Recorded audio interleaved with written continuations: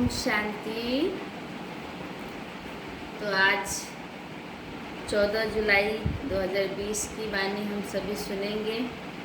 हम कितने भाग्यशाली हैं। स्वयं बाबा बाप के रूप में अमृत बेले उठाते हैं, शक्ति भरते हैं। टीचर के रूप में बाबा रोज़, चाहे लॉकडाउन हो, चाहे छुट्टी का दिन हो, चाहे जो भी दिन हो, बाबा रोज़ नियम से परम धाम से आकर हम जहाँ भी हैं वहीं हमें मुरली का रसपान कराते हैं। मुरली से हमें शक्ति भर देते हैं। सतगुरु बनकर के दिन भर हमें गाइड करते हैं, वरदान देते हैं, घर जाने की रास्ता हमें दिखलाते रहते हैं। तो आज की वाणी में बाबा ने खास वैल्यू बताई है आत्मा की वैल्यू।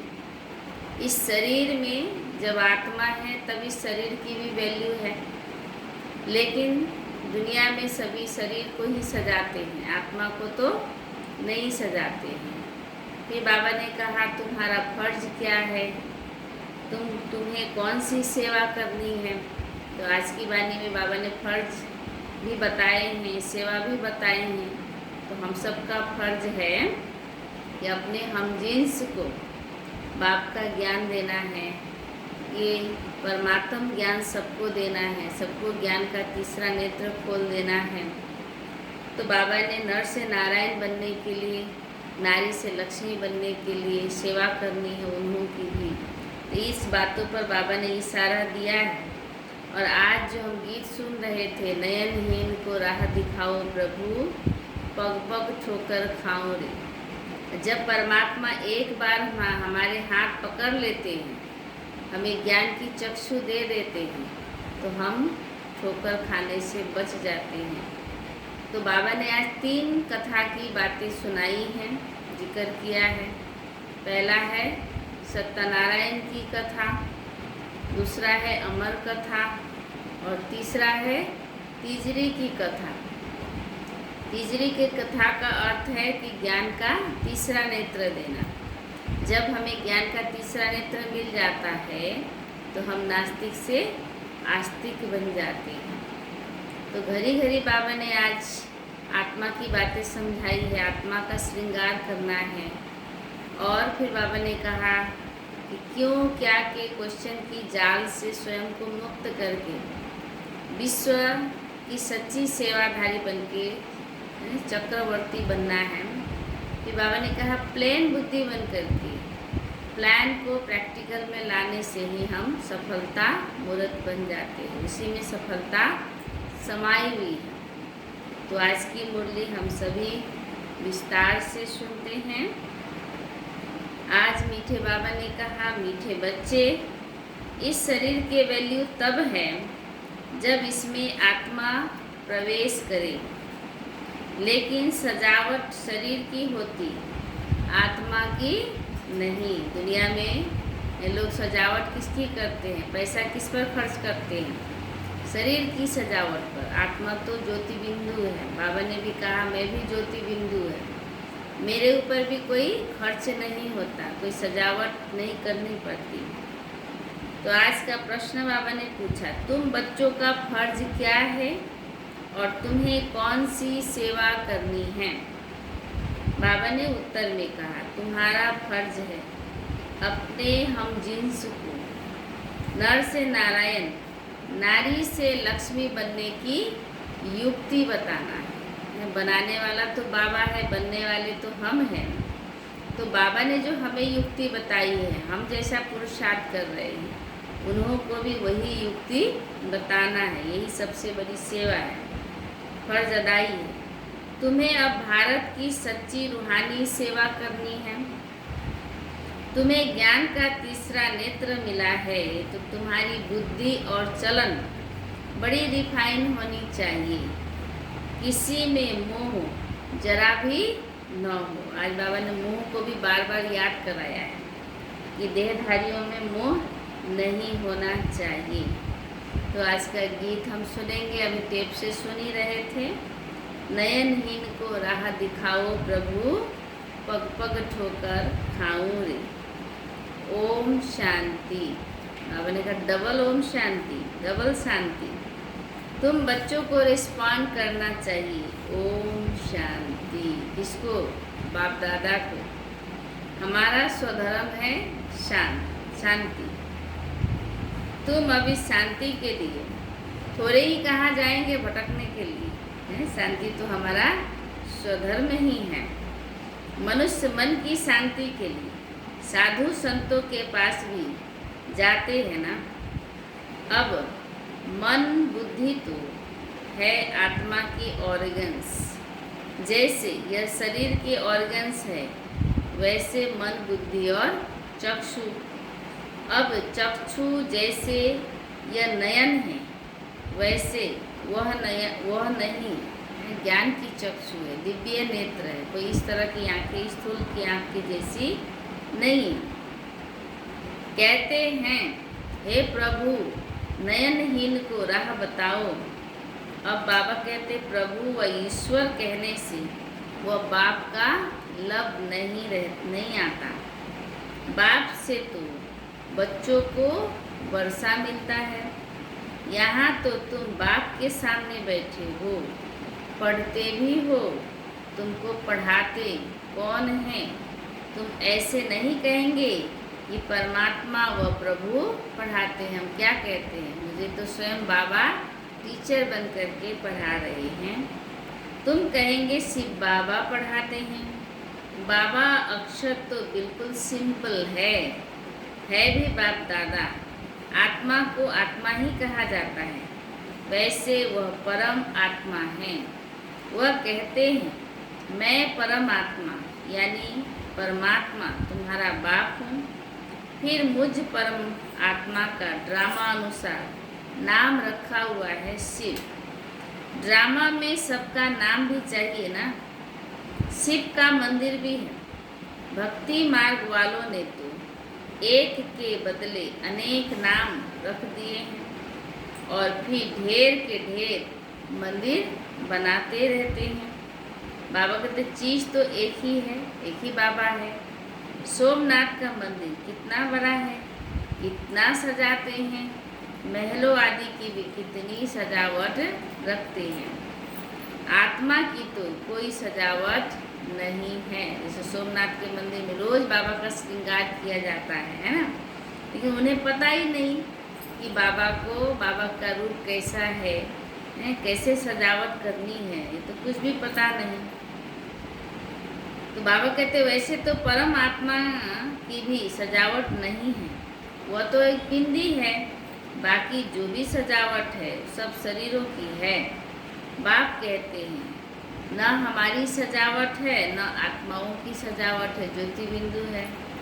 आत्मा है ही बिंदी। इतनी छोटी बिंदी तो कुछ पाठ बजा न सके शरीर के बिगड़। वह छोटी सी आत्मा शरीर में प्रवेश करती है तो शरीर की कितने प्रकार की सजावट होती है।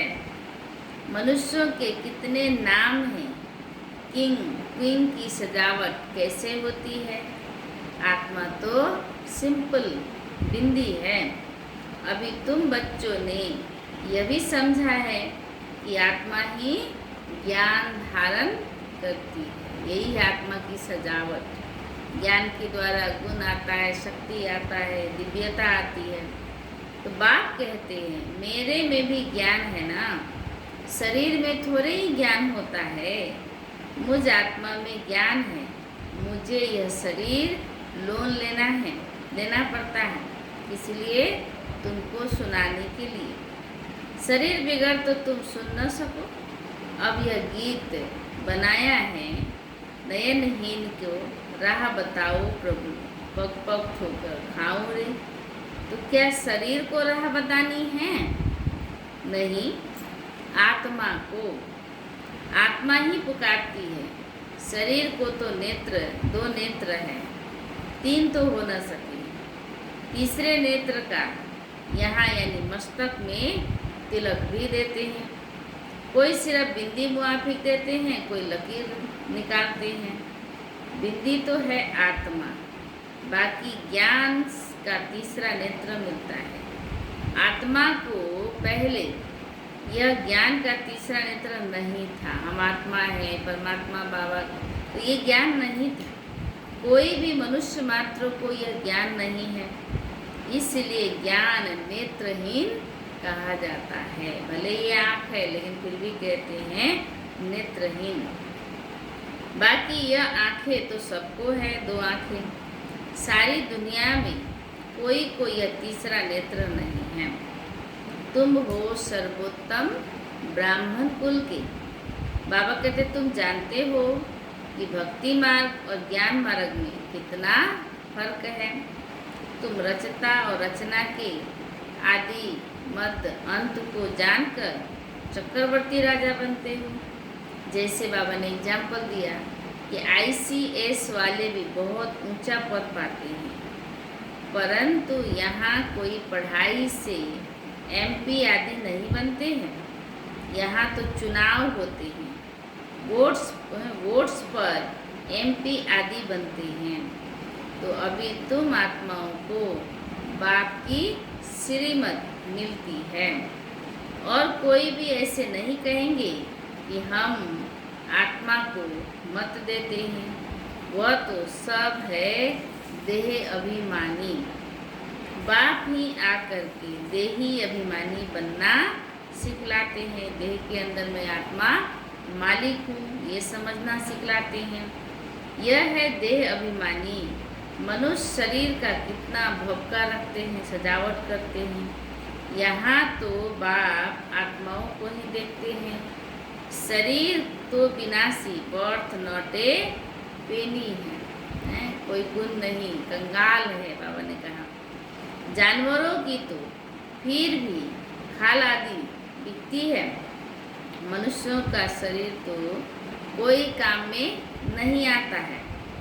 अब बाप आकर हमें बर्थ नॉट ए पेनी से बर्थ पाउंड बनाते हैं।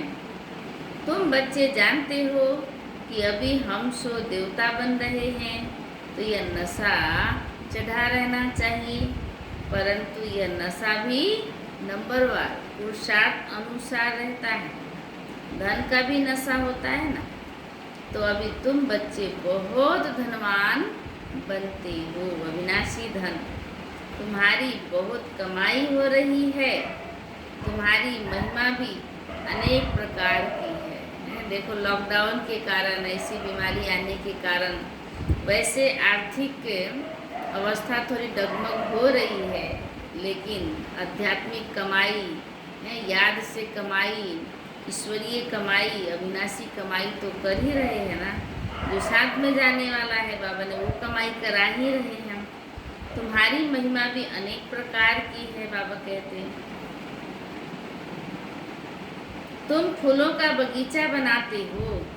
सतयुग को कहा ही जाता है गार्डन ऑफ फ्लावर्स। इसका सैपलिंग कब लगता है, नई दुनिया कब तैयारी होती है, यह भी किसको पता नहीं।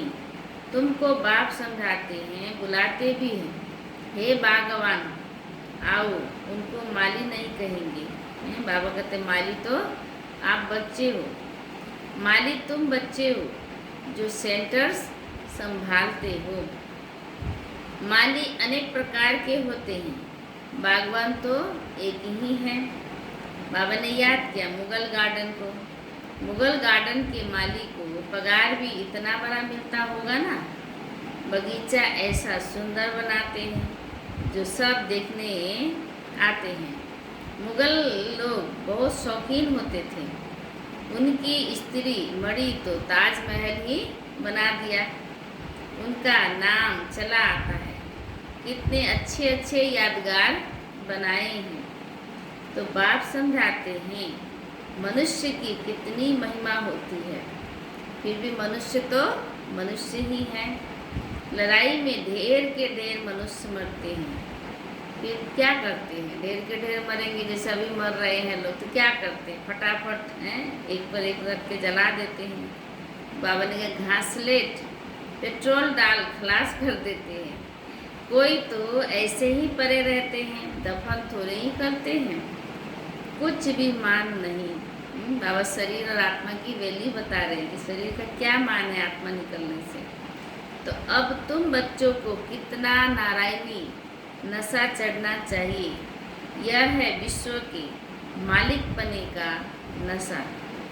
सत्यनारायण की कथा है तो जरूर नारायण ही बनेंगे। आत्मा को ज्ञान का तीसरा नेत्र मिलता है, देने वाला है बाप। फिर बाबा ने कहा तीजरे की कथा भी है। इन सब का अर्थ बाप बैठ समझाते हैं। कथा सुनाने वाले कुछ भी नहीं जानते, अमर कथा भी सुनाते हैं। अब अमरनाथ पर कहाँ दूर दूर जाते हैं, बाप तो यहाँ आकर के सुनाते हैं। लोगों को ये मान्यता है कि भगवान कैलाश पर्वत पर आके कथा सुनाए थे, ऊपर तो सुनाते नहीं हैं। या वहाँ थोड़े ही पार्वती को बैठ अमर कथा सुनाई। यह कथाएं आदि जो भी बनाए हैं यह भी ड्रामा में नूंद है, फिर भी होगा। तो बाप बैठ तुम बच्चों को भक्ति और ज्ञान का कंट्रास्ट अंतर बताते हैं। अभी तुमको ज्ञान का तीसरा नेत्र मिला। आत्मा को, परमात्मा को, सृष्टि चक्र को, लक्ष्य को, सबको जान गए। कहते हैं ना, हे प्रभु अंधों को राह बताओ। भक्ति मार्ग में पुकारते हैं कि बाप आकर तीसरा नेत्र देते हैं ज्ञान का, जिसका कोई को पता नहीं तुम्हारे सिवाय। ज्ञान का तीसरा नेत्र नहीं है तो कहेंगे चूचा, धुंधकारी, मना धुंधला दिखने वाला। चूचा का मतलब नयनहीन। आंखें भी कोई की कैसी तो कोई की कैसी होती है ना। कोई की तो बहुत शोभावान आंखें होती है, फिर उस पर इनाम भी मिलता है। फिर नाम रखते हैं मिस इंडिया, मिस फलानी। तो बाबा कहते तुम बच्चों को अब बाप क्या से क्या बनाते हैं। वहाँ तो नेचुरल ब्यूटी रहती है। कृष्ण की इतनी महिमा क्यों है? क्योंकि सबसे जास्ती ब्यूटीफुल बनते हैं। नंबर 1 में कर्मातीत अवस्था को पाते हैं, इसलिए नंबर 1 में गायन है। यह भी बाप बैठ समझाते हैं। बाप बार बार कहते हैं कि बच्चे मन मना भव। हे आत्माएं, अपने बाप को याद करो। बच्चों में भी नंबरवार तो है ना। लौकिक बाप को भी समझो 5 बच्चे हैं, उनमें जो बहुत सयाना होगा उनको नंबर 1 कहेंगे। माला का दाना हुआ ना, कहेंगे यह दूसरा नंबर है, यह तीसरा नंबर है। एक जैसे कभी नहीं होते हैं, एक न मिले दूसरे से। बाप का प्यार भी नंबरवार होता है। वह है हद की बात, और यहाँ तो बेहद की बात है। तो बाबा कहते जिन बच्चों को ज्ञान का तीसरा नेत्र मिला है तो उनकी क्या होगी, बुद्धि और चलन आदि बड़ी रिफाइन होती है। एक किंग ऑफ फ्लावर होता है, तो यह ब्रह्मा और सरस्वती किंग क्वीन फ्लावर ठहरे। ज्ञान और याद दोनों में तीखे हैं।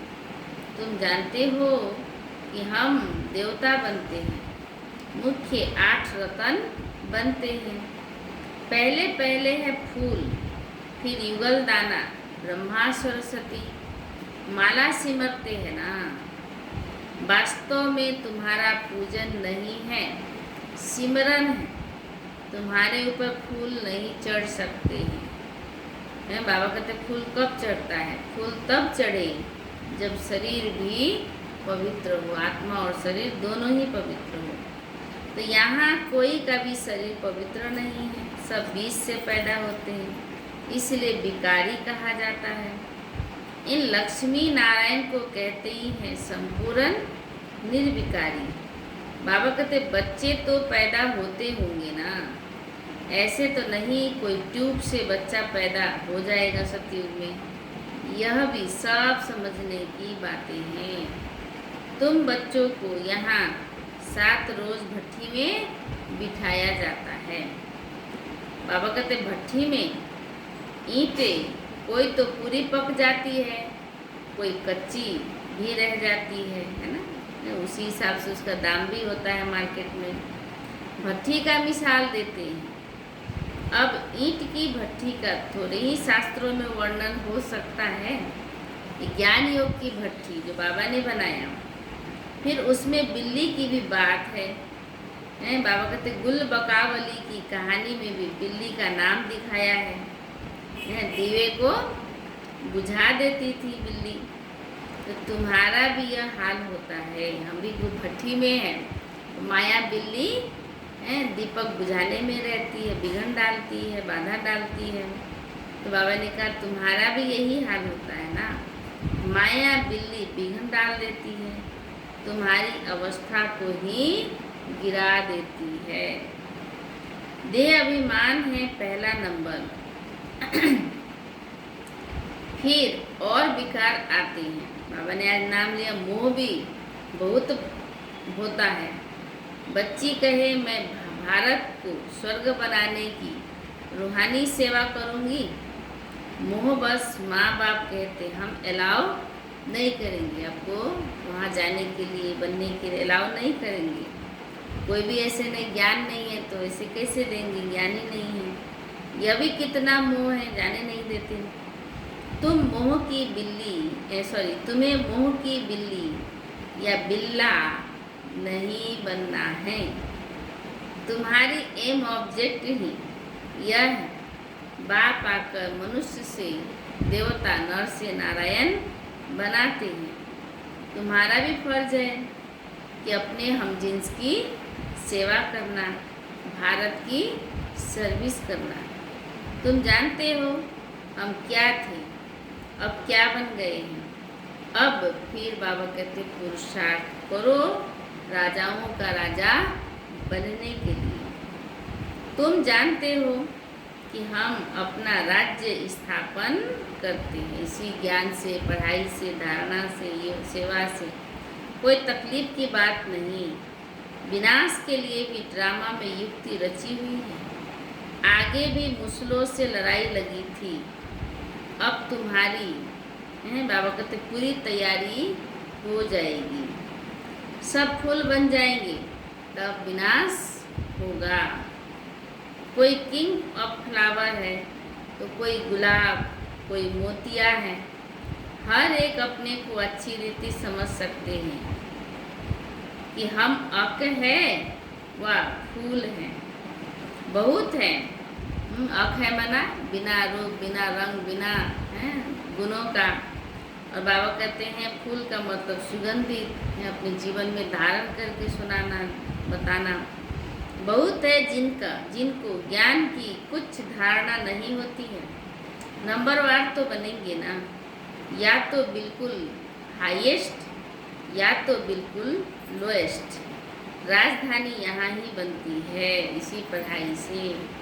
शास्त्रों में तो दिखाया है कि पांडवों की जीत हुई, लेकिन पांडव गल मरे। फिर क्या हुआ कुछ भी पता नहीं। कथाएं तो बहुत बनाई हैं, ऐसी कोई बात है नहीं। अभी तुम बच्चे कितने स्वच्छ बुद्धि बनते हो। हम ब्राह्मण के अंदर में भी जो भी अवगुण रहा हुआ होता है उसको भी देवभान को गला देना है। तो बाबा कहते तुम अभी स्वच्छ बुद्धि बनते हो। बाबा तुमको बहुत प्रकार से समझाते रहते हैं। कितना सहज है, सिर्फ बाप को और वर्षे को याद करना है। बाप कहते हैं मैं ही पतित पावन हूँ। तुम्हारी आत्मा और शरीर दोनों पतित है इस समय। अब पावन बनना है। आत्मा पवित्र बनती है तो शरीर भी पवित्र बनता है। जैसा सोना वैसा ही जेवर। अभी तुमको बहुत मेहनत करनी है। तो बाप कहते हैं बच्चे बहुत कमज़ोर हैं, याद भूल जाती है। बाबा खुद अपना अनुभव बताते हैं, ब्रह्मा बाबा, कि भोजन पर याद करता हूँ, सिर्फ बाबा हमको खिलाते हैं फिर भूल जाते हैं। फिर स्मृति में आते हैं, तुम्हारे में भी नंबरवार पुरुषार्थ अनुसार है। कोई तो बंधन मुक्त होते हुए भी फिर फंस मरते हैं, धर्म के भी बच्चे बना लेते हैं। अपना कोई बंधन नहीं है फिर भी बंधन में फंस जाते हैं। अब वो बच्चा बनेगा, फिर बच्चे की देख रेख लालन पालन बड़ा करो, फिर कुछ ऐसा हो गया तो फिर उसमें बुद्धि अटकती है। तो बाबा कहते अभी तुम बच्चों को ज्ञान का तीसरा नेत्र देने वाला बाप मिला है। बाप ही हमारा बाप है, सखा है, बच्चा है, सब कुछ हमारा बाप है। इनको फिर नाम दिया है तीसरी की कथा, अर्थात तीसरा नेत्र मिलने की कथा। अब तुम नास्तिक से आस्तिक बनते हो। बच्चे जानते हैं बाप बिंदी है, ज्ञान का सागर है, वह तो कह देते कि नाम रूप से न्यारा है। तो बाबा कहते अरे ज्ञान का सागर तो जरूर ज्ञान सुनाने वाला होगा ना, नाम रूप से न्यारा कैसे होगा। इनका रूप भी लिंग दिखाते हैं, शिवलिंग, फिर उनको नाम रूप से न्यारा कैसे कहते हैं। सैकड़ों नाम रख दिए हैं बाबा का। बच्चों की बुद्धि में यह सारा ज्ञान अच्छी रीति रहना चाहिए है। जैसे अभी सावन का महीना है, सैकड़ों नाम से उनको याद करेंगे। कहते भी हैं परमात्मा ज्ञान का सागर है, इसीलिए कहते हैं उनकी महिमा में कि सारा जंगल कलम बना दो, सारा सागर स्याही बना दो, पृथ्वी को कागज बना दो, तो भी उनकी महिमा का ज्ञान का अंत नहीं हो सकता है। अच्छा, मीठे मीठे सीखी लधे बच्चों प्रति माता पिता बाप दादा का याद प्यार और गुड मॉर्निंग। रूहानी बाप की रूहानी बच्चों को नमस्ते। हम रूहानी बच्चों की रूहानी बाप दादा को याद प्यार गुड मॉर्निंग और नमस्ते नमस्ते नमस्ते। अच्छा, धारणा के लिए मुख्य सार में बाबा पक्का करा रहे हैं कि अभी हम बाप द्वारा वर्थ पाउंड बने हैं। हम सो देवता बनने वाले हैं।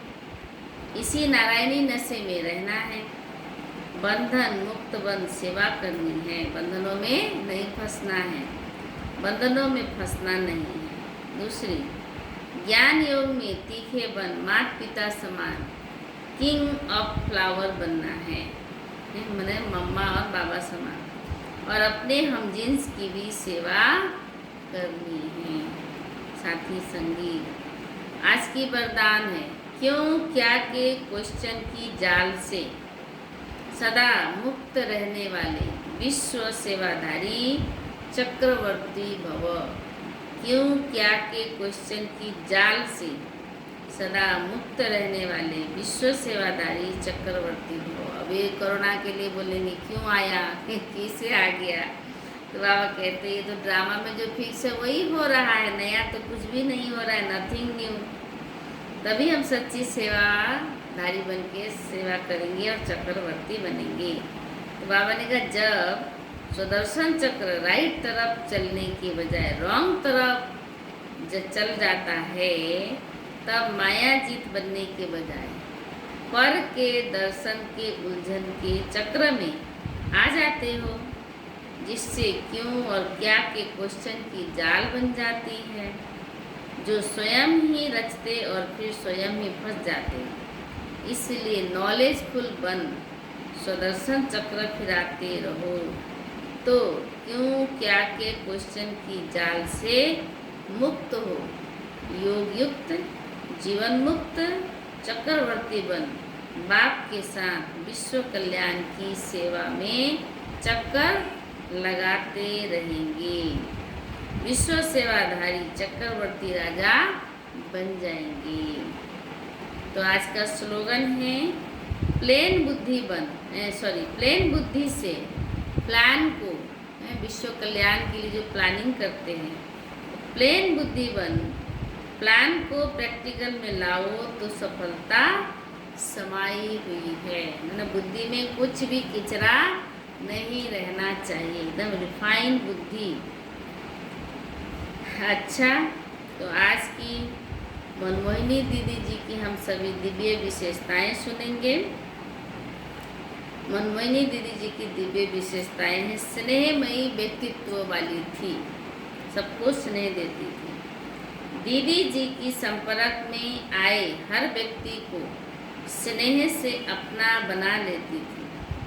वे किसी को माँ जैसा प्यार देकर या किसी को उनकी समस्या का हल देकर स्नेह के सूत्र में बांधकर उससे कोई न कोई बुराई छुड़वा देती थी। जो बात वह व्यक्ति अन्य किसी से नहीं मानता था, दीदी जी उसे सहज ही मनवा देती। इस प्रकार उनके व्यक्तित्व में एक चुंबकीय आकर्षण था। उनसे बात करने में किसी को भी भय महसूस नहीं होता था। एकदम जैसे फ्रॉक दिल थी, खुला दिल थी, है ना। किसी को भी भय नहीं होता था, बल्कि उनके स्नेह की स्पंदनों से उनकी ओर खींचा चला जाता था और दीदी जी उसे आध्यात्मिक पथ पर आगे बढ़ा देती थी। उनके संपर्क में आते रहने वाले व्यक्ति प्रायः ज्ञान विमुख नहीं होता था।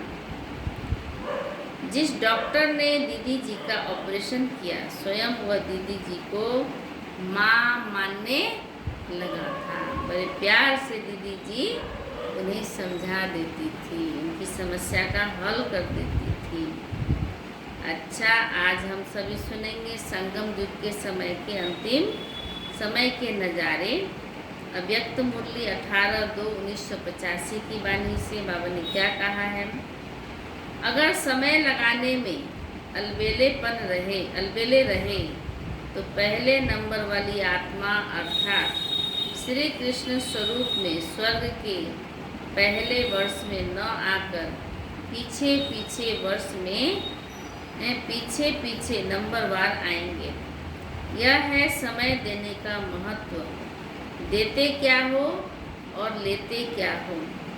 इसलिए चारों ही बातों को सदा चेक करो। तन, मन, धन, समय, चारों ही जितना लगा सकते हो उतना लगाते हैं, चेक करो। ऐसे तो नहीं जितना लगा सकते उतना नहीं लगाते। यथाशक्ति लगाने से प्राप्ति भी यथाशक्ति होगी, संपूर्ण नहीं होगी। इसीलिए बाबा अभी भी चांस देते हैं, अभी भी टूलेट का बोर्ड नहीं लगा है। तन, मन, धन, समय, श्वास सब सफल करो, ईश्वरीय सेवा में लगाओ तो भविष्य में हमें मिलेगा। अच्छा, ओम शांति। चलिए अभी हम सभी बाबा को याद करके अपने अंदर वो शक्ति भरेंगे। बाबा ने जो मुरली सुनाए उस मुरली का फिर से रिवाइज करेंगे और बाबा ने जो सेवा दिया, हम जिन्स को उठाना है, हम जिन्स का भी कल्याण करना है, हम जिन्स को भी नर से नारायण बनने की युक्ति बतानी है और कैसे हमें सेवाधारी बन के सेवा करना है, चक्रवर्ती। तो आज की मुरली से हमें बहुत कुछ मिला, रोज़ की मुरली से मिलता है। यही तो हमारी आत्मा के लिए भोजन है, शक्ति है, खुराक है, राह दिखाने वाला पथ है। इसीलिए हम सबको मुरली को बड़े ध्यान से सुनना, समझना और अनुभव करना, स्वरूप बन जाना है। अच्छा, ओम शांति।